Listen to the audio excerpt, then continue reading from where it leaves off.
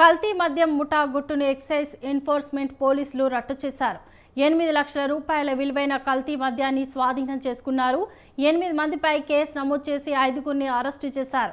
వేలల్లో ధర పలికే మద్యం బాటిళ్లను బడా బాబులకు తక్కువ ధరకే సరఫరా చేస్తూ కొందరు సొమ్ము చేసుకుంటున్న విషయం బట్టబయలైంది.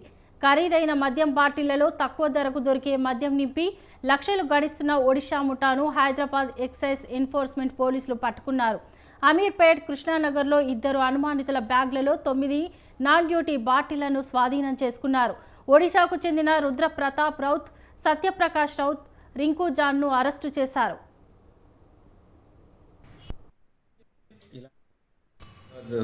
జిల్లాలో ఒక 2-3 కేసులు రిజిస్టర్ అయినాయి. సో ఈ నేపథ్యంలో కస్టమర్లకు అంటే సాధారణ ప్రజానికానికి మేము తెలియజేసేది ఏంటంటే, ఈ విధంగా ఎవరైనా బయట మద్యం దుకాణాలలో దొరికే రేట్ల కన్నా తక్కువ రేట్లకు మద్యం సీసాలు మేము ఇస్తామని చెప్పేసి ఎవరైనా అంటే అటువంటి మాటలు ఎట్టి పరిస్థితుల్లో